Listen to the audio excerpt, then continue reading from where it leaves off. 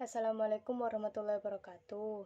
Nama saya Anissa Faradila Kumairo dari kelas 11 MIPA 3. Di sini saya akan menjelaskan tentang jinayat dan hikmahnya.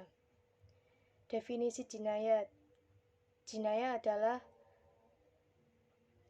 menganiaya tubuh seseorang dengan tindakan yang menyebabkan qisas atau denda. Maka jinayat secara istilah memiliki makna lebih khusus daripada secara bahasa. Menganiaya tubuh seseorang hukumnya haram secara syariat. Macam-macam jinayah. Yang pertama, jinayah dengan menghilangkan nyawa seseorang yang disebut dengan istilah pembunuhan. Yang kedua, jinayah yang terjadi pada salah satu anggota badan tanpa menyebabkan kematian. Pembunuhan dibagi menjadi 3. Yang pertama, pembunuhan sengaja, yaitu sengaja membunuh seseorang dengan sesuatu yang pada umumnya bisa mematikan.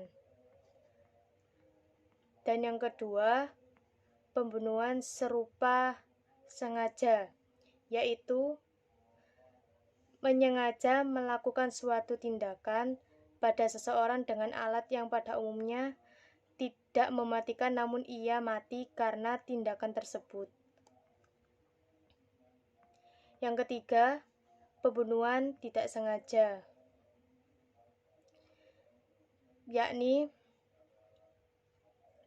pembunuhan tidak sengaja, tidak dosa dan tidak mendapatkan siksa karena pembunuhan tersebut tanpa ada kesengajaan dari pelaku. Penganiayaan jinayah yang kedua adalah jinayah yang tidak sampai menyebabkan kematian seseorang yang diistilahkan dengan penganiayaan. Penganiayaan dibagi menjadi 3, yaitu melukai, yang kedua memotong anggota badan, yang ketiga menghilangkan fungsi anggota badan. Adapun penjelasan fungsi anggota badan sebagai berikut. Yang pertama menghilangkan akal, yang kedua menghilangkan pendengaran, yang ketiga menghilangkan penglihatan dan lain-lain. Yang kedua, kisos. Kisos secara istilah adalah balasan serupa sesuai dengan tindakan yang dilakukan pelaku jinayah. Adapun syarat-syarat kisos. Yang pertama, syarat kisos sebab pembunuhan. Syarat-syarat kisos sebab pembunuhan ada 4.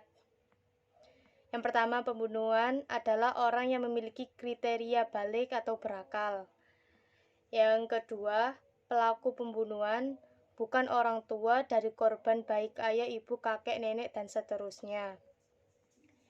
Yang ketiga, korban adalah orang yang terpelihara darahnya baik orang Islam maupun kafir.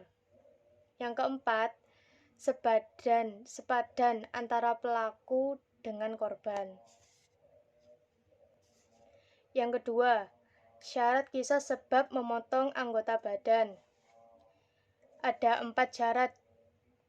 Syarat yaitu A. Sejenis antara anggota badan yang dipotong dengan anggota badan yang akan dikisos. Yang kedua, setara antara anggota badan yang dipotong dengan anggota badan yang akan dikisos. Yang ketiga, anggota badan yang akan dikisos harus memiliki tempat persambungan seperti siku-siku dan pergelangan. Yang ketiga, diat. Diat secara istilah adalah harta yang wajib diberikan sebab melakukan tindakan pembunuhan dan penganiayaan. Macam-macam diat ada 2, yaitu diat pembunuhan dan diat penganiayaan. Diat pembunuhan dibagi menjadi 3. Diat pembunuhan sengaja, diat pembunuhan serupa sengaja, dan diat pembunuhan tidak sengaja. Yang kedua, diat penganiayaan.